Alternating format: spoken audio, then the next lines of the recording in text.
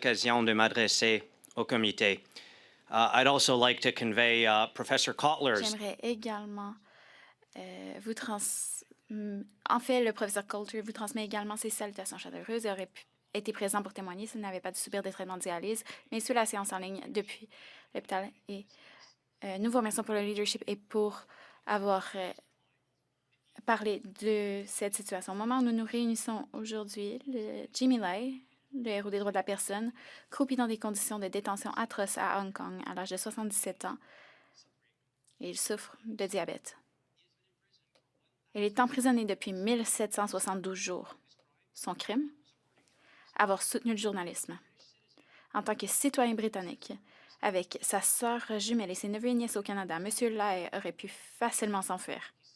Mais au lieu de cela, il est resté pour mener la lutte pour la démocratie et la liberté et pour la liberté de presse à Hong Kong. Il a voulu servir de fer de lance à tous ceux qui militent pour cette liberté également.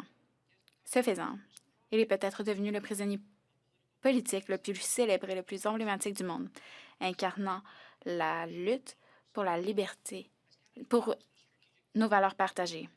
Alors que le Canada s'engage dans un dialogue stratégique et une réinitialisation de ses relations avec la Chine, nous devons veiller à ce que les normes fondamentales et les valeurs communes que Jimmy Lai a défendues au péril non seulement de son emploi, mais qu'elles soient bien exprimées dans nos conversations avec la Chine.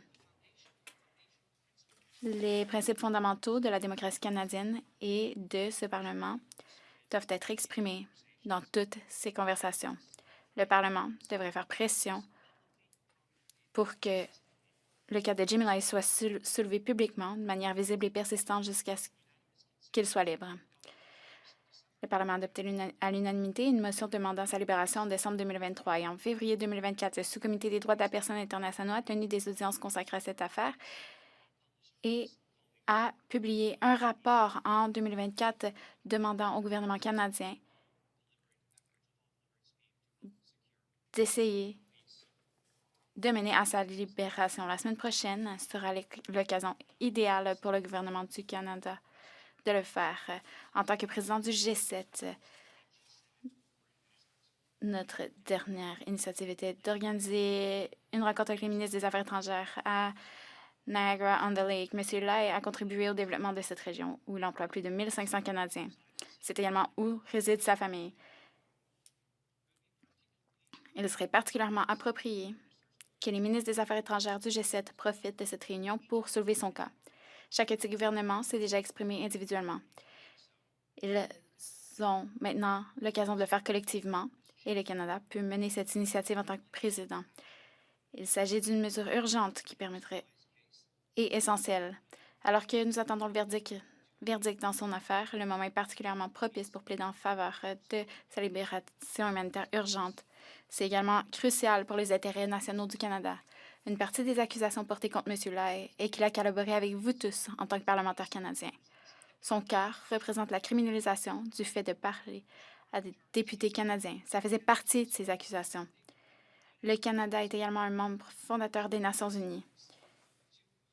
Dans la réponse de la Chine aux Nations unies, on a demandé si communiquer avec les Nations unies était un crime. Selon le paragraphe 54 de la réponse, on dit également, donc, selon la loi de la sécurité nationale, le fait de communiquer avec le gouvernement canadien et des Nations unies est un crime. Dans le cas de M. Lai est emblématique et non seulement en termes d'état de droit et de liberté, mais également en tant que menace transnationale de la loi sur la stratégie nationale qui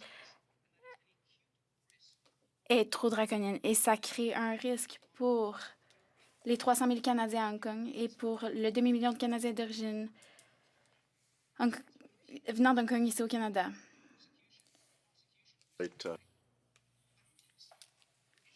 Plusieurs accusations ont été faites auprès de Canadiens, en sol canadien. C'est ce qui démontre les risques de garder le silence dans ces violations des droits de la personne.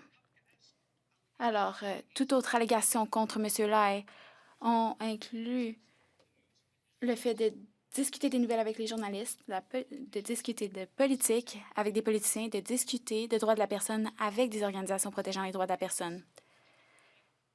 Il est donc évident qu'alors que